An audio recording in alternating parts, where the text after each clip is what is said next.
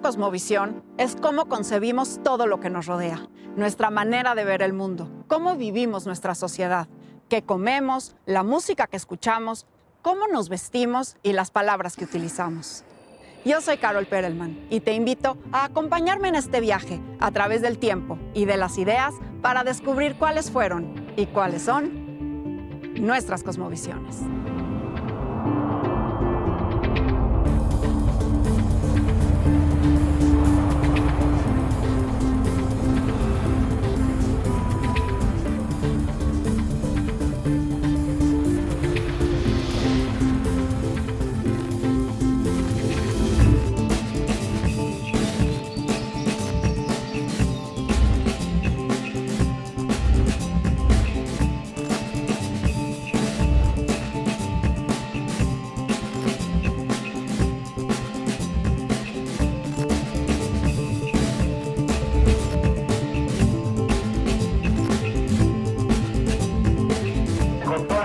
Señora, señor, parece cansancio, agotamiento, pesadez del cerebro, puntadas nerviosas, vitamínico, reconstituyente natural, agente de acodate, salsa, árnica, ruda, romero, tremendina, de ocote, la ruda, el romero, la roquedona, miro, parece dolor muscular, calambres, torceduras, la pomada de árnica, para golpes, para calambres, desgarres, espíritus, dolor de muscular, el dolor articular, una solución antimicótica, buena, fácil, efectiva, que le quita lo que es el hombro y la uña. Acérquese, vámonos, loquillo. Para mí, la medicina tradicional es la mejor, porque la patente pues muchas veces trae consecuencias como pues problemas en el riñón y en el hígado, porque son muy fuertes los medicamentos, y la tradicional no te va a afectar nada, porque precisamente todo es natural. Soy terapeuta en medicina alternativa.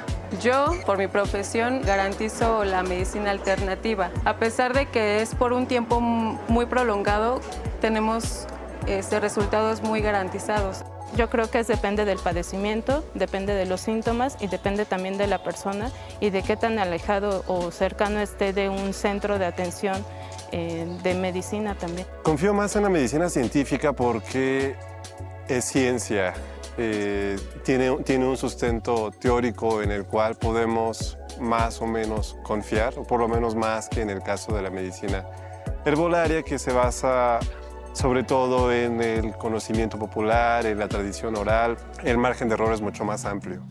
Se dice que la salud es nuestro tesoro más preciado y la actual pandemia ha evidenciado su vulnerabilidad, así como la importancia del bienestar de nuestro cuerpo y nuestra mente. Las sociedades mesoamericanas tienen una larga tradición de conocimientos medicinales que se siguen conservando y forman parte de su cosmovisión. Muchos de ellos están basados en la herbolaria, pero también hay otros que utilizan animales como aves, anfibios y reptiles.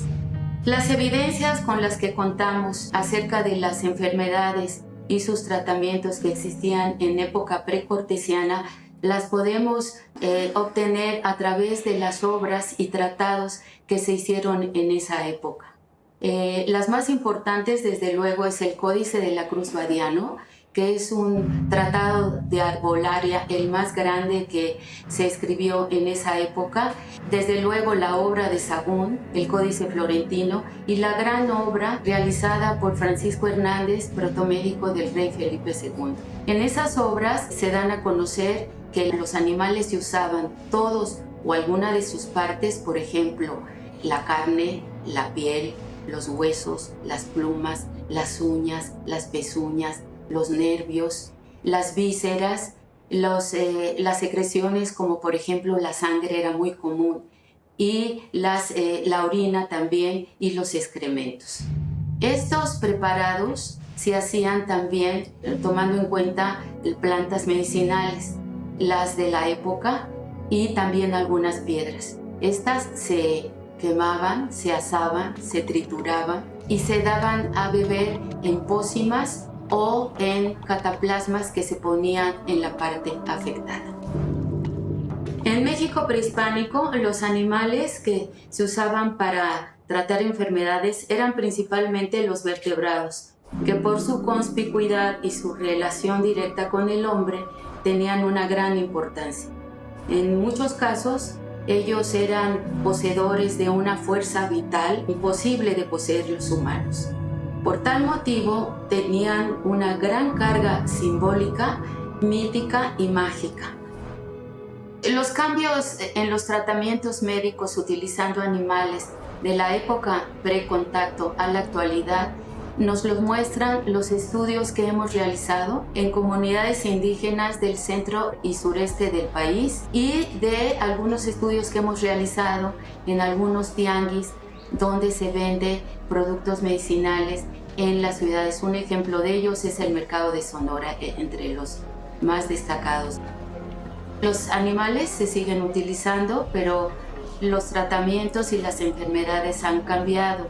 En el caso, por ejemplo, de la serpiente y del zorrillo, que antiguamente se utilizaban para curar la gota y la fiebre, hoy son animales súper prodigiosos que curan prácticamente cualquier enfermedad y sobre todo las graves y crónicas que en la actualidad se dan, como el cáncer, la diabetes o incluso hasta la influenza. Hay otro ejemplo en cuanto al jarabe de ajolote, que es muy socorrido y muy demandado en la actualidad. Prácticamente todos los establecimientos de medicina tradicional tienen diversos jarabes de ajolote. En la antigüedad tenía aceite de ajolote. Hoy podemos ver que estos jarabes ya no tienen aceite de ajolote porque el ajolote ya no existe o es muy difícil de conseguir. Entonces, solamente lo que se conserva en el medicamento es la etiqueta o el nombre del animal. Lo que nos dice que la práctica cultural se ha conservado y que los animales siguen estando presentes, variando los tratamientos o la forma de preparación, pero la práctica cultural se conserva y se niega a desaparecer. La gente que está en mercados y que maneja un poco estos productos para la salud, tienen información, aunque es un poquito dudosa su procedencia, porque no sabemos, o sea, una planta medicinal tiene muchas propiedades, pero es importante dónde se cultiva, cuándo se corta, cómo se corta, o sea, ¿para qué la vas a utilizar?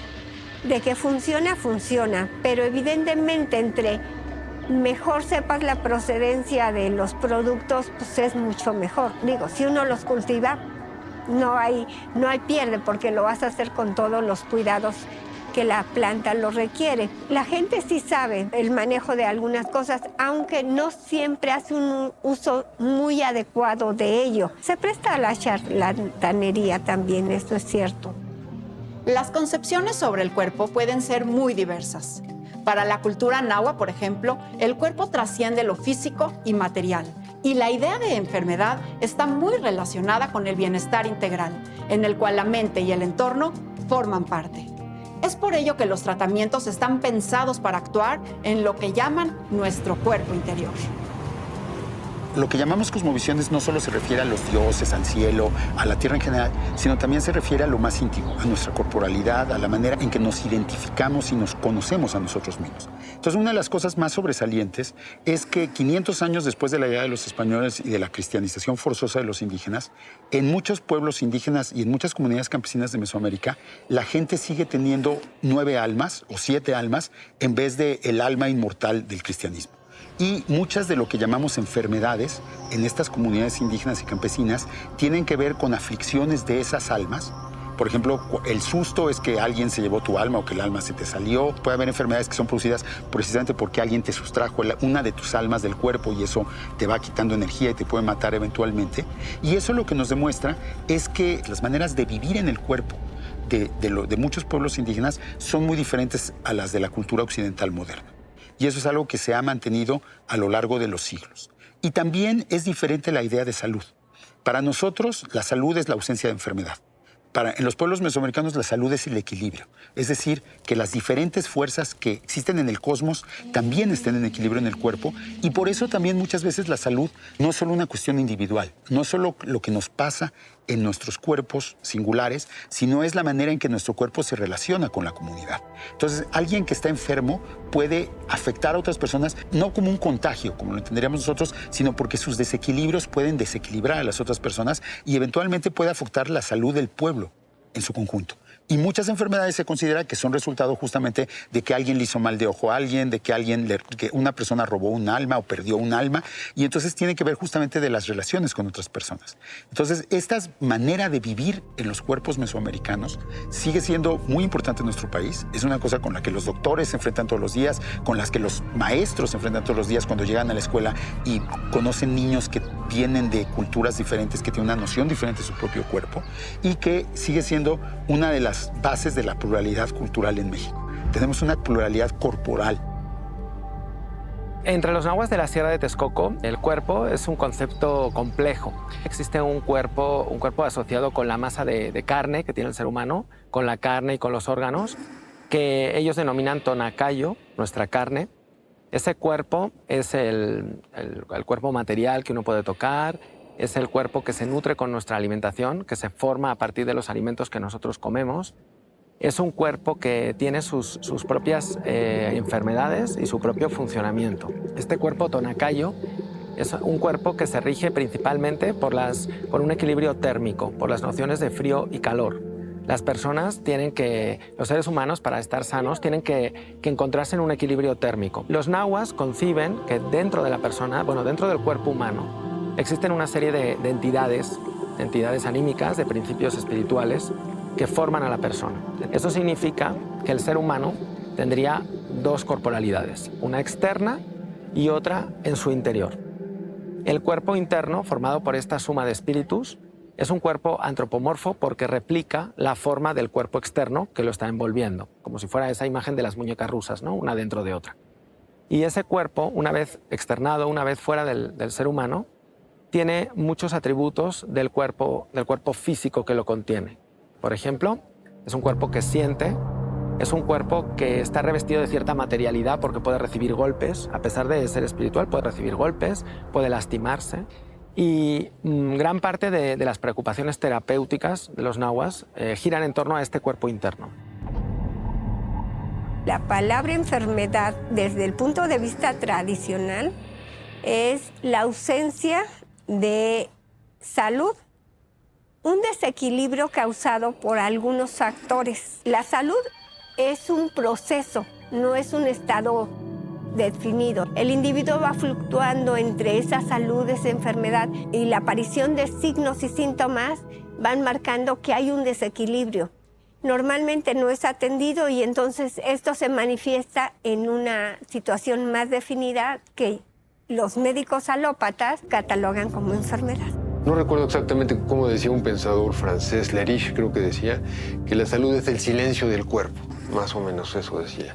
Cuando tú no te percatas de que tienes cuerpo es que estás sano. Cuando no estás consciente de que tienes algún déficit o una pérdida de algo, de alguna función ocular, estomacal, pero la salud realmente rebasa al cuerpo. La relación con el medio ambiente. Eso también implica hablar de salud. La salud, por ejemplo, de la gente que vive en la Ciudad de México es mala, simplemente por vivir en la Ciudad de México. Hablaría de contaminación, hablaría de ruido, hablaría de falta de áreas verdes. Desde ese punto de vista, y lo vamos leyendo ya existen datos de una mayor mortalidad por vivir en ciudades como la nuestra, por el cambio climático, por toda la contaminación y por lo que respiramos. Entonces, la salud para mí que es un balance muy delicado de la persona en su cuerpo físico, en un vínculo profundo con el alma, con el ánima, como decían, como se dice en latín, y vinculado con el medio ambiente circundante. Yo soy médico tradicional, aunque de formación soy psicóloga, pero la medicina tradicional y la psicología me han permitido trabajar al paciente de manera integral.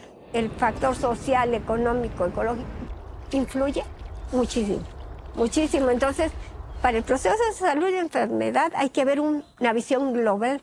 ¿Qué es lo que la medicina tradicional hace? En la antigüedad, la medicina tradicional se basaba en los procesos de observación. se aprovechaba los momentos de la naturaleza. La alimentación era en base a la temporada. Ahora comemos frutas en todas las épocas del año. Antes, las frutas de diciembre, que son cítricos, naranja, guayaba, tejocote, todo eso era para que tuviéramos los elementos necesarios para enfrentar cualquier situación del medio. En épocas de calor, pues había cosas frescas, sandía, melón, piña, o sea, otros frutos que te permitían estar en el equilibrio para manejar esas situaciones del climáticas, porque las enfermedades también son por frío, por calor, por viento, por sequedad, que eso es lo que en la antigüedad se consideraba. Ahora, pues es algo no tan valorado.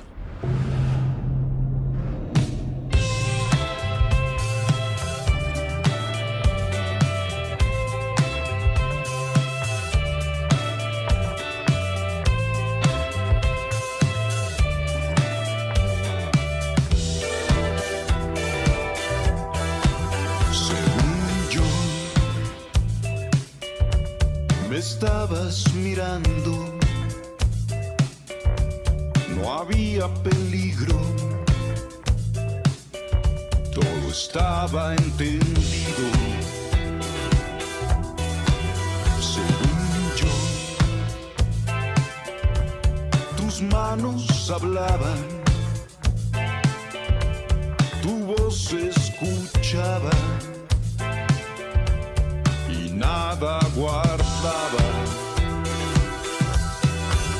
Y te fuiste hasta el fondo de tus miedos, a tragarte todo el fuego de tu infierno. Y lloraste tantas veces tus deseos,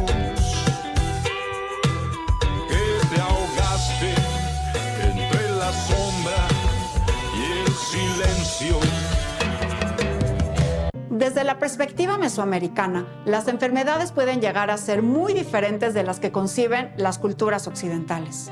Padecimientos como el mal de ojo, el susto, los embrujamientos pueden parecer ajenos para algunas personas, pero son parte cotidiana de las sociedades mesoamericanas y de sus tratamientos. Donde encontramos medicina tradicional, podemos asumir que hay una concepción de la persona y que hay una concepción de cómo es el cuerpo diferente, porque esa concepción es la que va a requerir de este tipo de medicina para poder tratarse. Se trata de enfermedades que van a requerir de terapeutas muy especializados, que van a tener que entender qué es lo que le está pasando al cuerpo desde la perspectiva indígena o desde la perspectiva local, ¿no? Por ejemplo, en el caso del susto, depende si es un susto severo o un susto más leve, va a depender de la fortaleza anímica de la persona. Eso se puede saber según el tipo de corazón. Un especialista ritual va a saber ante qué tipo de persona se encuentra y cuál es el tratamiento que le va a brindar. Cuando es un susto más leve, lo va a tratar en su casa. Cuando es un susto más severo, se ha perdido un componente anímico de la persona, el espíritu, se encuentra fuera, va a tener que acudir al lugar para recuperarlo y llevarlo a la persona. Para los nahuas, la lengua, su habla, su idioma, es uno de los instrumentos más potentes para comunicarse con otras personas, en el entendido de que persona no es solamente otra persona humana, ¿no? Otro nahua o otra persona mestiza, sino el dueño del monte, la dueña del agua, etc. Y es la lengua el artefacto más importante de comunicación, es como la lengua franca del cosmos. Cuando se cura, ¿no? Sobre todo cuando se trata de la recuperación del tonal, del alma, esta lengua es la lengua de la diplomacia, digamos, cósmica. Es el elemento con el cual los dueños y la dueña del agua, la tierra, van a interactuar, y toda la ritualidad está muy vinculada a la lengua. Son varias las prácticas ancestrales que venimos utilizando actualmente. La cura de empacho. Esta es una práctica muy apropiada porque ayuda a que el organismo esté funcionando adecuadamente. La cura de empacho es en base al sistema digestivo y evita que la comida se pegue en el estómago y eso cause varios problemas gastrointestinales. La cura de susto. Esto no es como tan conocido, pero es muy importante. Una persona que vive una situación impactante, se dice en la medicina tradicional que el espíritu se sale del cuerpo. Entonces, con la cura de susto, nosotros lo que hacemos es que lo armonizamos y hacemos que el espíritu regrese al cuerpo, porque la gente empieza a ponerse pálida, amarilla, no come y llega hasta morir. Otra de las prácticas que se sigue presentando es el temazcal. El temazcal para nosotros es una técnica preventiva y curativa muy importante, porque en el temazcal es un proceso en donde el cuerpo empieza a sudar. Utilizamos piedras volcánicas dentro del temazcal y plantas medicinales que ayudan a que el cuerpo se desintoxique. Eso es una práctica excelente. Sobre todo esas tres son las fundamentales.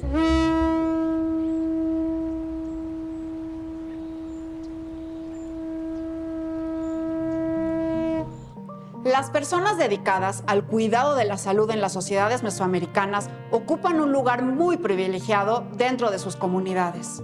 Chamanes, parteras, curanderos, hueseros y otros especialistas son mujeres y hombres que poseen conocimientos medicinales y remedios que han sido transmitidos de generación en generación. A pesar de que hay muchas especialidades médicas en el mundo indígena, tenemos parteras, tenemos hueseros, tenemos curanderos de susto y mal aire, tenemos graniceros, también personas especializadas en tratar la brujería. La mayoría tienen en común la forma en la que adquieren el conocimiento. El conocimiento puede darse a través de los sueños. La persona va a empezar a experimentar sueños donde se le manifiestan seres que le van a poner pruebas o que le van a entregar remedios o que le van a ayudar, le van a conducir para que empiece a curar enfermedades suyas, ¿no? En otros casos va a ser un conocimiento transmitido generacionalmente. Las mamás o las abuelas pueden haber tenido ese don y la persona en algún momento de su vida se va a dar cuenta que lo manifiesta, ¿no? Que tiene cierta tendencia a saber cómo tratar algunas enfermedades. En otros casos más complicados o más arriesgados va a ser una intervención directa de una entidad del otro lado que va a exigir a una persona como terapeuta. Por ejemplo, en el caso de los graniceros, un granicero en esta región tiene que sobrevivir 4 veces al impacto de un rayo, del golpe de rayo, y recuperarse de la descarga. A partir de ahí va a recibir toda una formación de entidades que envían la lluvia y que le van a ir explicando cómo va a curar.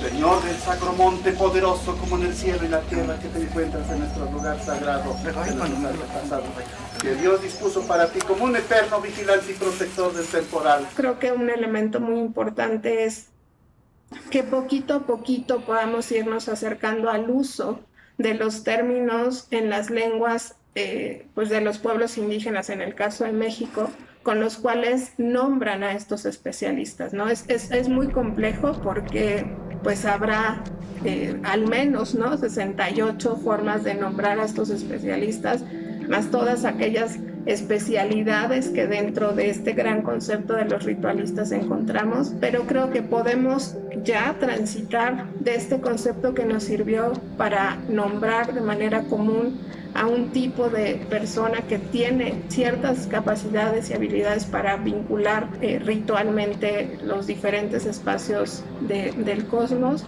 a este momento en donde ya podemos, justamente también por los procesos con los cuales los propios pueblos han reivindicado sus lenguas, ir nombrando de manera muy específica a estos ritualistas a través de las lenguas, ¿no? Por ejemplo, en el náhuatl de la Sierra Negra, Ixtlamatki es la forma en que podríamos decir que llamaríamos a un chamán y significa el que sabe ver, ¿no?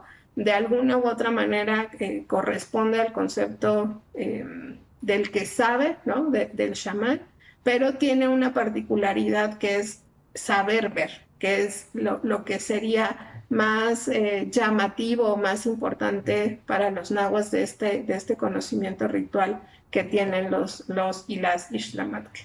Todavía hay algunas personas mayores que tienen el conocimiento. Es un poco restringido porque tienes que ir a los lugares. Bueno, yo hace 30 años empecé en esta parte de la cultura y de estudiar la tradición, y pues ellos evalúan quién sí va a valorar este conocimiento y no nada más va a ser un mal uso del conocimiento. Entonces son pocas, pero necesitas acercarte a lugares.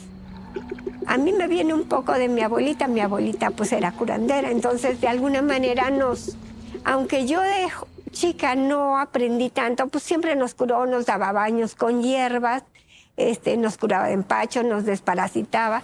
En la Sierra de Texcoco hay un aspecto distintivo que también comparten otras regiones nahuas. La mayoría de las especialidades terapéuticas corren a cargo de las mujeres.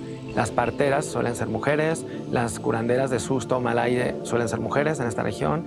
Entonces, podríamos preguntarnos por qué sucede esto, ¿no? Tenemos una medicina doméstica, una medicina más sencilla a cargo de las mujeres y una serie de actividades del hogar o relacionadas con el estar en casa que van propiciando a medida que las mujeres crecen, que ellas vayan transitando hacia conocimientos más sofisticados, hacia prácticas más sofisticadas y que ellas al final ejerzan como terapeutas, que haya un volumen de mujeres que dominan conocimientos terapéuticos. Lo que yo he podido comprobar es que no hay una división, como se ha sostenido en otros trabajos, entre una medicina doméstica que trataría males infantiles y una medicina sofisticada de grandes terapeutas que se encargaría de otras enfermedades, sino que hay un continuum, podríamos hablar de un continuo terapéutico. Yo quise darte amor, no entendiste, corazón.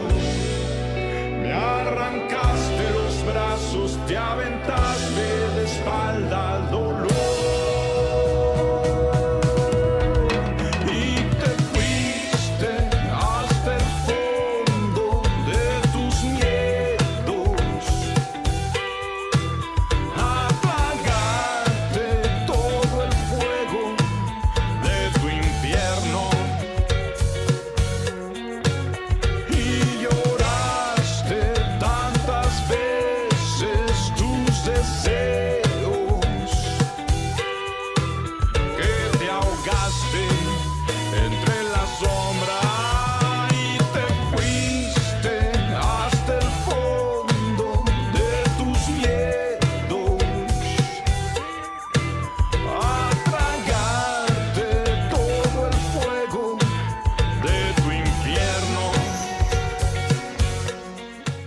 La relación entre la llamada medicina tradicional y occidental es y ha sido muy compleja y ha generado gran cantidad de fricciones. Sin embargo, también existen algunas historias de colaboración entre ambos modelos terapéuticos. En la Sierra de Texcoco, la relación entre la medicina tradicional y la biomedicina o medicina occidental es compleja. Es una relación de fricciones, principalmente, de colaboración puntual en ciertos casos, por ejemplo, en aquellas enfermedades como resfriados o dolores de huesos o parasitosis infantil, en ciertas enfermedades que la población nahua identifica como que se pueden curar en centros de salud, hay una buena colaboración. Pero en todas aquellas enfermedades que la antropología designa como síndromes de filiación cultural, enfermedades como el susto, espanto, mal aire, brujería, mal de ojo, esas serían el dominio exclusivo de la medicina tradicional. Encontramos aquí un problema y es que la biomedicina niega la existencia de estas enfermedades, ¿no? Sería superstición, sería desinformación de los pobladores, ¿no? Serían falsas creencias, mientras que para la población indígena se trata de cuestiones de primer orden en la vida cotidiana y eso uno, realizando trabajo de campo en la región, puede percibirlo muy bien. Se trata de afecciones que tienen una realidad, que condicionan la vida de la gente y que son muy importantes. Pueden incluso conducir a la muerte de una persona, ¿no? por procesos biológicos. Entonces es una relación de tensión, de desconocimiento por parte de la biomedicina hacia la medicina tradicional y de asimilación para lo que considera que puede ser útil por parte de la medicina tradicional hacia la biomedicina.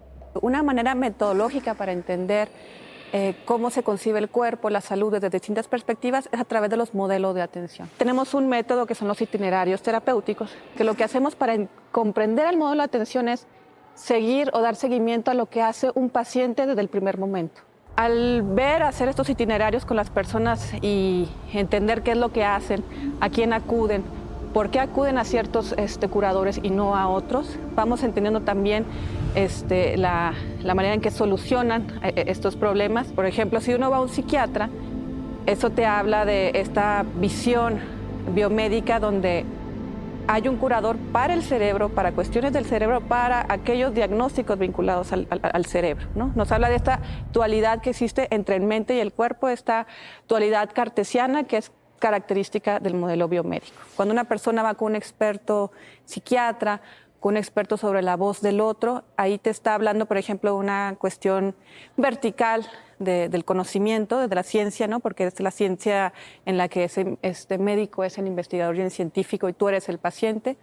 Te habla de un papel pasivo, incluso de los pacientes en este modelo. Cuando nos vamos al modelo de atención, en este caso de la medicina tradicional, también hay una cuestión ahí verticalidad, ¿no? Porque el huesero o el chamán es también un experto en la salud, pero hay una participación distinta. Por ejemplo, si vemos el tipo de curación, la ritualidad es algo esencial. La ritualidad que implica otros elementos que no solamente son los referidos al cuerpo, a la mente o al organismo. Nos habla también de la participación incluso de la sociedad, de otros lugares, de otros grupos, y eso nos habla también de cómo se concibe la enfermedad a partir de la terapéutica. Atlalquitelulco, Tlacamale. Almonarcingo, Hueyotitla, Calaveras, Tlachalón y Provincial Santo Domingo. Amacuileca, Xochitl, La medicina científica está basada en un proceso que lleva desde la investigación de la molécula, que se pruebe en personas para que no veamos que tengan efectos colaterales, hasta hacer un estudio en donde se divide en dos tipos de población. Una población que recibe el medicamento y una población que recibe una sustancia que no es el medicamento, que habitualmente llamamos placebo. Esto le da mucho más certeza a que el efecto benéfico del medicamento está ocurriendo, porque por el simple hecho de que yo te indique a ti una sustancia, un medicamento, algún líquido, puedo provocar por la sola forma de convencerte a ti que tengas un 30% de efectividad. Eso es lo que llamamos efecto placebo. La medicina tradicional no sigue ese camino, entonces está más basada en un método empírico. La medicina científica está basada en el método científico. Esa es la diferencia entre ambas. Ahora, no quiere decir que no toda la medicina tradicional pudiera tener consecuencias ya sea no favorables o que en algunos casos pudiera tener consecuencias favorables. La cuestión aquí es que no se ha sometido a ese proceso de método científico en donde podemos estar seguros de que el efecto benéfico es en realidad por la sustancia que estamos probando. Algo que hay que destacar es que generalmente es mayor la tolerancia de los especialistas indígenas hacia la medicina de los centros de salud, que sitúan como óptima para curar ciertas enfermedades, que a la inversa, donde los especialistas de los centros de salud suelen desacreditar a los terapeutas indígenas. No es que una medicina vaya a sustituir a la otra, porque como mencioné al principio, se están encargando de enfermedades distintas y de distintas concepciones de cuerpo. Entonces no va a ocurrir un desplazamiento de una por la otra, ¿no? Sino muchas veces la coexistencia. Hay muchos padecimientos todavía en este momento que la medicina científica lo que hace es controlar la enfermedad, evitar que progrese, pero no la cura. Y en otras ocasiones hay padecimientos en los que no hay un tratamiento efectivo. En esos casos, la persona, el paciente, busca alternativas que, si bien no tienen un sustento científico, pues al menos la persona siente que está recibiendo algún beneficio. Es muy complejo tratar de entender cuando un paciente no tiene opciones de tratamiento, el que realmente diga, ya no se puede hacer nada más desde el punto de vista científico. Y entonces, en ese momento surge la medicina tradicional o la medicina alternativa, que en muchos de los casos lo que hace es una cuestión que se llama paliativa, en donde el paciente siente que al menos está haciendo algo para tratar esa enfermedad que de otra forma no está recibiendo ninguna ayuda. Un médico me decía, es que esto no es científico. Sí es científico desde que la planta está funcionando, de que vemos que hay principios activos en que podemos ocuparlas, que no está avalado por alguna institución, que esa es, digamos, la situación que necesitaríamos avalarlo, pero funciona. Un psiquiatra que estaba en centros de integración juvenil estudió acupuntura Y él me decía, y le digo, ¿y usted como médico cómo ve esto de aplicar acupuntura? Dice, pues yo no sé, científicamente no funciona, pero la gente está mejor. Así es que yo la aplico. Entonces, es irnos a la práctica, a ver qué sí funciona y dejarnos de estereotipos, etiquetas que no sirven. Hay que usar lo que sí nos sirve. El problema, como siempre, es tratar de encontrar el justo medio, tratar de hacer un balance.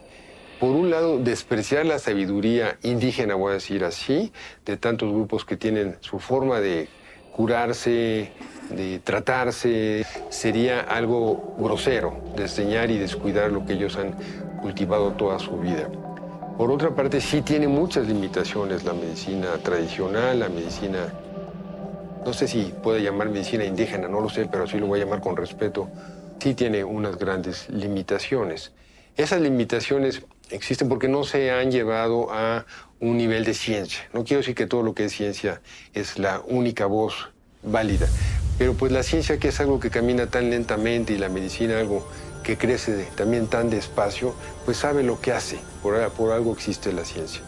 Ahora, el nivel de confianza, y esto es muy importante, el nivel de entrega y la relación de la gente enferma en comunidades indígenas con sus chamanes o con sus médicos, estoy seguro que es absolutamente más sana que la que se practica en la relación médico-paciente en Occidente. Uso la palabra relación con muchos apellidos, que es cuidar, acompañar, confiar, entregarse. Y yo como médico sí podría decir que muchos pacientes en general, cuando tienen una relación adecuada con su médico, se curan simplemente por la confianza. Ni requieres pastillas caras, ni requieres gastar 10,000 pesos en exámenes de laboratorio para curarte. Con la palabra del médico, la relación del médico, el tocar al paciente, el mirarlo. A mí me he escrito varias cosas sobre la relación médico-paciente. Puede ser más terapéutica que la medicina más cara. El conocimiento de las comunidades tradicionales es muy rico. Nos enseña grandes cosas y lo que creo es que la ciencia debería de aprovechar mucho más ese conocimiento. Y son conocimientos que se dan en contextos de visiones del mundo, de concepción de por qué una persona sana o enferma. Cuando se hace investigación de ensayos clínicos, que es el modelo que nos da más resultados, pues se deja fuera esos factores contextuales que van a modificar, ¿no? Entonces, muchas veces nosotros tenemos intervenciones como si estuvieran aislados de todos los determinantes sociales. La medicina tradicional considera al ser humano como un ente completo, total. Esa sería la diferencia con la medicina alópata o convencional, porque ellos solo ven signos y síntomas y nosotros no vemos todo al organismo dentro de su entorno, su alimentación, su estilo de vida, cuáles alteraciones presentan, a qué se debe, cómo está su situación emocional. Este modelo individualista de la biomedicina ahora se ha visto cuestionado por las ciencias sociales. ¿En qué sentido? En que el individuo, muy parecido a la medicina tradicional, está de alguna manera influido por las cuestiones sociales, ¿no? Entonces, ¿eso qué quiere decir? Que es importante, por ejemplo, rescatar la voz de los pacientes. El modelo biomédico ha sido muy criticado por generar diagnósticos a partir de una sintomatología que se detecta a partir de la aproximación y la revisión que se hace de los cuerpos. Pero las ciencias sociales, por ejemplo, rescata lo que las personas sienten, piensan, a qué le atribuyen sus padecimientos mentales, a qué le atribuyen sus nervios, a qué atribuyen sus malestares. Y eso nos habla mucho del malestar social y esa vinculación del padecimiento mental con la sociedad. Desde las ciencias sociales se están creando como buenos argumentos para hacer esta perspectiva un poco más dinámica de la salud mental. Pero por su parte las organizaciones civiles también están retomando parte de protagonismo en la salud mental. Por ejemplo, las feministas es un grupo muy interesante que desde los 60 ha sido muy crítica con el modelo biomédico sobre la salud mental de las mujeres. Ellas han denunciado que se ha medicalizado a la mujer y no se ha visto precisamente los orígenes sociales de los padecimientos o qué es lo que enferma a esas mujeres, ¿no? Es como pensarse la salud desde otra perspectiva, desde adentro, ¿no? Desde la estructura social. Realmente los antropólogos han hecho un trabajo muy interesante porque además lo ven desde otra óptica y entonces yo pienso que muchas veces nosotros, que ya tenemos como una concepción, que estamos en un paradigma, a veces nos olvidamos, ¿no? De otras cosas, y los antropólogos nos han abierto mucho los ojos también, y bueno, toda la psicología cultural, en fin, muchas áreas, ¿no? La psiquiatría social, etc. Pues tenemos de los dos lados, o sea, de los dos lados necesidad de informar más, de alfabetizar sobre qué es la enfermedad mental, que las personas entiendan, ¿no? Una paciente un día me dijo, ya entendí que mi mamá sí me quiere, nada más que está con delirio, ¿no? Pero para que entendiera que era un delirio y que pasó tiempo, ¿no? Pero ahí empieza entonces la posibilidad de trabajar de otra manera a la enfermedad y el contexto, ¿no? Entonces, bueno, la ciencia nos debe de llevar, pero la ciencia entendida también incorporando humanidades, antropología, la voz de las personas con la experiencia vivida. Sabemos de la medicina china, sabemos de algunos remedios que hacían nuestros antepasados que pues han tenido cierto beneficio, y hay áreas de ese tipo de medicina tradicional que se han logrado desarrollar y probablemente parte de la medicina científica pudiera tener una base en algunas de esas medicinas tradicionales. Aquí lo que deberíamos de tratar es de conjuntar, de que esa medicina tradicional, esa medicina alternativa, esa medicina científica tuviera al menos una evaluación para saber si lo que tú estás dando, lo que estás haciendo, realmente está teniendo un beneficio en el paciente, o si lo que estás haciendo es únicamente un efecto para que el paciente sienta que estás haciendo algo. El poder conjuntar a todo esto, pues sería lo ideal, porque evidentemente el médico alópata no sabe de todo lo que existe en cuanto a la medicina homeópata o a la medicina alternativa. El tener un mejor conocimiento de ello, yo creo que haría que todos tuviéramos pues un mejor conocimiento y sobre todo más opciones para tratar cuestiones que muchas veces, es cierto, existe la polifarmacia. ¿Qué quiere decir esto? Que al paciente se le da demasiado medicamento sin tener un sustento claro de lo que está ocurriendo. Sí, yo creo que sería muy importante promover esta parte, porque la medicina tradicional tiene un enfoque preventivo y curativo, lo que la alópata no. Entonces yo creo que es abrir las puertas y que si médicos y tradicionales y médicos alópatas trabajamos juntos, sería mucho mejor, sería mucho más económico y sería mucho más redituable para la sociedad.